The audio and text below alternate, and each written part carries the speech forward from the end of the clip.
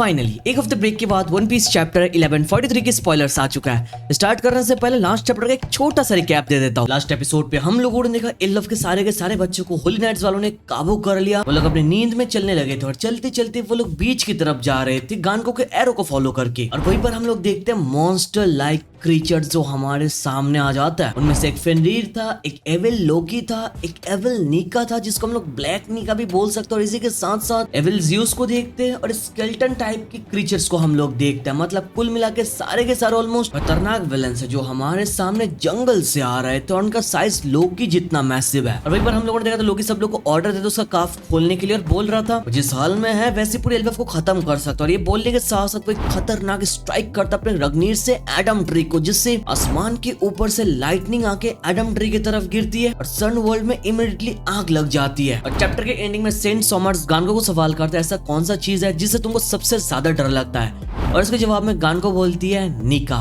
और इसी के साथ साथ लास्ट चैप्टर यहीं पर खत्म हो गया था। अब चलो सब लोग एक साथ मिलकर लेटेस्ट चैप्टर के स्पॉइलर एंजॉय करते हैं। चैप्टर का टाइटल गॉड्स नाइट। टाइटल देख के पता चल रहा है it's related to God's knight, holy knights. ये देख के लग रहा है चैप्टर के अंदर वो वजन है भाई फॉर श्योर। आगे the cover story, the straw hat crew racing on flying fish. Finally भाई वानो की कवर स्टोरी 1-2 साल बाद खत्म हो रही है भाई। नहीं तो भाई कब से हम लोग वानो की स्टोरी देख रहे हैं, वानो खत्म होने के बाद से अब तक। But finally it's over. हम लोग हमारे स्ट्रॉ हैट को देख रहे हैं जो फ्लाइंग फिश के ऊपर रेस कर रहा है। चलो इट्स ओवर। चलो आगे हम लोग रीड करते हैं। The giants try to help the kids who have been kidnapped by the holy knights but they can't touch them. Okay तो बेसिकली जो जायंट्स है बच्चों की मदद करने के लिए जा रहा है बट वो लोग उनको टच नहीं कर पा रहे बिकॉज टच करने के साथ साथ शायद कुछ अटैक वगैरह हो रहा है उनके ऊपर। मोस्ट लाइकली ऐसा होने का चांसेस है बिकॉज लास्ट एपिसोड के अंदर वो जो जायंट है हम लोगों ने देखा इंजर्ड था, उसने भाई क्लियरली बोल के रखा था भाई बच्चों को टच मत करो। तो वही से हम लोग को पता चल गया था कि बच्चों को वो लोग टच नहीं कर पाएंगे एंड बच्चे सारे के सारे गानको के एरो को फॉलो कर रहा है। ऑफ कोर्स ये देख के मैंने लास्ट चैप्टर में बता दिया था यहाँ पर जो पावर यूज हुआ एक सिंगल होली नाइट का पावर नहीं है, अलग अलग होली नाइट्स के पावर है। जैसे गानको एरो एबिलिटी, एरो के थ्रू सारे के सारे बच्चे जा रहे हैं। नंबर 2 बच्चों को वो लोग टच नहीं कर पा रहा है, इसके पीछे एक और होली नाइट का एबिलिटी है। नंबर 3 वो जो मॉन्स्टर्स को हम लोगों ने देख के रखा है वो भी एक अलग ही होली नाइट का ability and may be that is killing हम, जिसका एबिलिटी हम लोगों ने देख के रखा है दैट मॉन्स्टर थिंग। तो अगर हम लोग बच्चों को टच ही नहीं कर पाएंगे तो भाई उनको बचाएंगे कैसे। तो इस साइड से मेरे को लगता है जिस होली नाइट इस पावर को कास्ट किया उसको पेलना पड़ेगा। आगे हम लोग रीड करते हैं। समर्स एट इबा नोमी thorn fruit. Okay when someone touches his targets they are attacked by thorns. The stronger the love for the target, the more painful the thorns are. Nice. तो यहाँ पर रिवील हो चुका है सॉमर्स का power. Somers ने इबा Nomi devil fruit को खाया जिसका मतलब है थॉर्न डेविल फ्रूट। सॉमर्स अगर इस पावर को अपने टारगेट के ऊपर यूज करता है तो उसके टारगेट को अगर कोई टच करता है तो थॉर्न्स आके उस बंदे को अटैक करता है। That is really interesting. यहाँ पर जो थॉर्न्स को मेंशन किया जा रहा है किस टाइप के थॉर्न्स है ये हम लोग को देखने को मिलने वाला है फ्यूचर में। और यहाँ पर एक इंपॉर्टेंट चीज रिवील किया गया, टारगेट के लोगों का प्यार जितना होगा ये थॉर्न उतना ही ज्यादा पेनफुल अटैक करने वाला है उनके ऊपर। That is something really interesting. No wonder जो प्यार वाला लव वाला डायलॉग था सॉमर्स का ये उसके पावर के साथ लिंक्ड अप है जिसके बारे में लास्ट चैप्टर में हम लोगों को बता के रखा था। पावर ऑफ लव इंपॉर्टेंट है वन पीस के अंदर। अगर सॉमर्स इस पावर को किसी के ऊपर अप्लाई कर रहा है, अगर कोई उनको टच कर रहा है तो ये थॉर्न जाके अटैक कर देता है डायरेक्टली। फॉर एग्जाम्पल बच्चे के पेरेंट्स जो सबसे ज्यादा बच्चों को प्यार करता है वो अगर बचाने आएंगे तो ये थॉर्न और भी ज्यादा खतरनाक अटैक उन लोगों को करेगा। जितना प्यार टारगेट के लिए होगा उतना ही ज्यादा पेनफुल अटैक लैंड करने वाला है ये थॉर्न। तो इससे बचना मुश्किल है। बट यहाँ पर मेरे को एक लूप होल भी लग रहा है, अगर टारगेट को कोई पसंद नहीं करता है, प्यार नहीं करता है, वो बंदा ही शायद बचा सकता है बिकॉज जितना प्यार करेगा उतना ज्यादा पेनफुल अटैक करेगा। तो इसका मतलब ये होता है ना जितना कम प्यार करेगा उतना नॉर्मल अटैक ब्लो करेगा। मोस्ट लाइकली ये एक लूप होल हो सकता है इस पावर का। तो ना हर एक पावर का कोई एक सर्टेन लिमिट होता है, लिमिटलेस पावर तो दिया नहीं गया होगा भाई होली नाइट्स को। तो सेंट सॉमर्स की पावर का एक वीक पॉइंट हो सकता है बट ये वीक पॉइंट होने के साथ साथ बोलूंगा ये उतना ज्यादा यूजफुल भी नहीं है भाई बिकॉज टारगेट को लोग बचाने जाएंगे उनके लिए फील करेंगे फॉर दैट रीजन ही तो जाएंगे ना। साइड से इबा नोमी से बचना बहुत ज्यादा मुश्किल होने वाला है। आगे हम लोग देखेंगे इसका हाकी वगैरह कैसे क्या है बिकॉज होली नाइट्स है, खतरनाक हाकी रहेंगे फॉर श्योर। आगे हम लोग रीड करते हैं। Gillingham's fruit is dragon fruit. Nice. Model Kirin. Okay model Kirin dragon fruit उसके पास।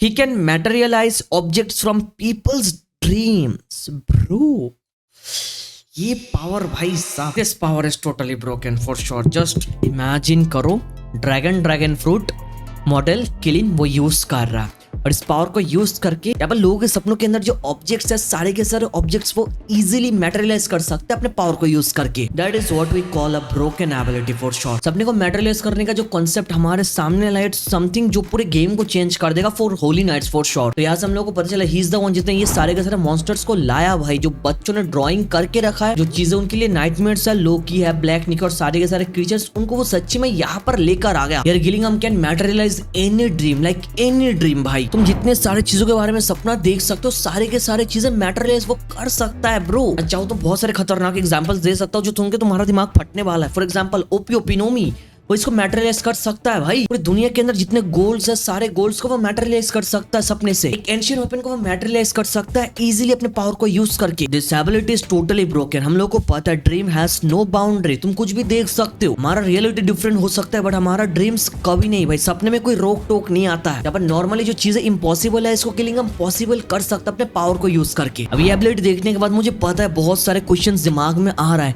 क्या ये पुराने कोई डेविल फ्रूट्स को रिक्रिएट कर सकता है अपने पावर को यूज करके, सपना देख के उसको मैटेरियलाइज करके? क्या वन पीस वर्ल्ड के अंदर बाकी लोग इस ड्रैगन फ्रूट के बारे में पता है कि ऐसा फ्रूट एग्जिस्ट करता है? अगर ऐसा है तो ब्लैक बियर्ड तो गिलिंघम को टारगेट कर सकता है for sure, because Blackbeard के लिए ये ability would be insane. This would be huge, the possibilities are endless bro. But of course every single devil fruit power का कोई ना कोई लिमिट होता है। यहाँ पर भी लिमिट होने वाला है फॉर श्योर। ऐसा तो नहीं है लिमिटलेस पावर है, लिमिटलेस होगा तो भाई उसको हराना इम्पॉसिबल हो जाएगा। ऐसा नहीं होगा, इसके अंदर भी कोई ना कोई लिमिट है जिसके बारे में आगे जाके हम लोगों को पता चलने वाला। ऐसा हो सकता है जिनके पास स्ट्रॉन्ग हाकी है उनके ऊपर ये एबिलिटी काम ना आए, या फिर गिलिंघम जिस चीज को मैटेरियलाइज करता है उसका एक टाइम लिमिट है ऑफ कोर्स। बाकी डेविल फ्रूट पावर बहुत ज्यादा मस्त है। पूरा चैप्टर रीड करने के बाद इसके बारे में हम लोग खुल के बात करेंगे। बाकी अभी के लिए तुम लोग चाहो तो इसके बारे में अपना ओपिनियन दे सकते हो।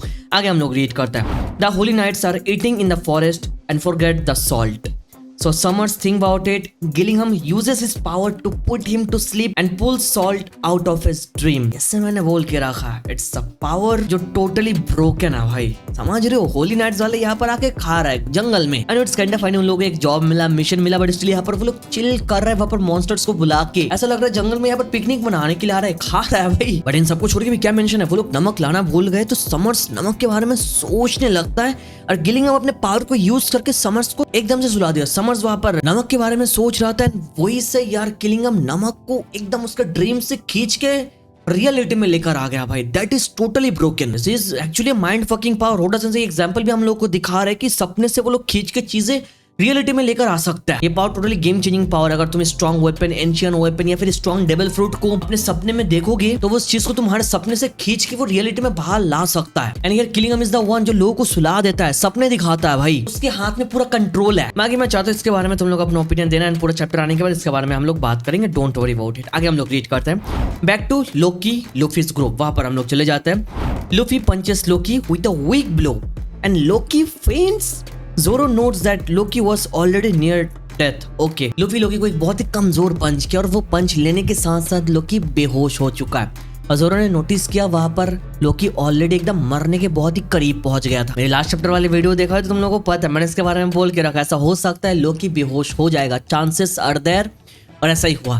ये करने के लिए लूफी ने एक नॉर्मल अटैक किया। ये अटैक लेने के साथ साथ लोकी गॉट फेंट। अब ये टोटली नॉर्मल है। लोकी को एक जगह पे 6 साल से बांध के रखा था सी प्रिजन से, तो हम क्या एक्सपेक्ट कर सकते हैं? बट स्टिल लास्ट चैप्टर के अंदर वो दिखाने की कोशिश कर रहा था, उसको कुछ हुआ नहीं, बट डीप डाउन उसका हाल बहुत ही खराब था भाई। उसके ऊपर लूफी ने अटैक किया था, गानको ने अटैक किया, शैमरॉक ने तो भाई अपने सोड के साथ खतरनाक अटैक किया ब्रो। इतने सारे अटैक्स लेने के बाद वो खड़ा हुआ 6 साल बाद, एडम ट्री को हिट किया। और हम क्या एक्सपेक्ट कर सकते हैं? मेरा एक्सपेक्टेशन तो यही था। फॉर दैट रीजन मैंने लास्ट चैप्टर में मेंशन भी करके रखा था। और ऊपर से जर्ड को देखने के साथ साथ मैंने बोल दिया था, पर जर्ड आई, हम लोग को पता चला जर्ड एक डॉक्टर है तो वो लोकी को ट्रीट करेगी फॉर श्योर। तो हमारे प्रेडिक्शन के हिसाब से आगे सिनेरियो ऐसा होने वाला है।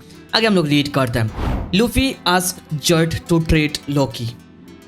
वाह भाई, लास्ट चैप्टर की वीडियो देख लो, मैंने प्रेडिक्ट करके रखा था। ऑल्दो जर्ड रेजिस्ट एंड आगे चल के she agrees to help him. Okay, पहले जर्ड ने मना किया बट आगे चल के लूफी की बात सुन के डिसाइड कर लिया कि चलो लोकी की मदद करता है। बिकॉज जो डॉक्टर्स है वो अपने पेशेंट्स को ऐसे हाल में देख नहीं सकता है भाई, ये नॉर्मल है। और हमारे मेन कैरेक्टर को देखो ना, उसको पता चल रहा है लोकी कैसा है, उसने हिट किया बट स्टिल वो जर्ड को बोल रहा है यार लोकी को ट्रीट करो। हमको पता है लूफी दिल से बहुत ही अच्छा है भाई। ओके, आगे हम लोग रीड करते हैं। फ्लैशबैक ऑफ हजरुद्दीन past. Loki bullied him since childhood. हम लोग को हजरुद्दीन के पास्ट एक फ्लैशबैक देखने को मिलता है जहाँ पर हम लोग देखते हैं लोकी बचपन से यार हजरुद्दीन को बुली करता हुआ आ रहा है।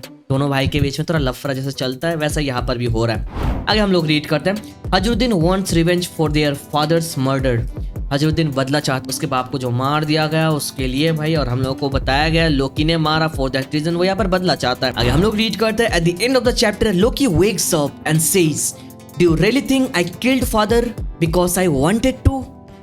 I know you don't believe that either. Absolute cinema bro. हमारा लोकी इनोसेंट वाला थ्योरी यहाँ पर आके 100% सच हो रहा है। मेरे वीडियोस देखते हो तुम लोगों को पता है कब से हम लोग बोलते हुए आ रहे हैं लोकी इनोसेंट है, उसने कुछ किया नहीं, तो फाइनली यहाँ पर लोकी बोल रहा है। तुमको क्या लगता है मैं चाहता हूँ अपने बाप को मारा? मुझे पता है तुम इस चीज के ऊपर भरोसा नहीं करते हो।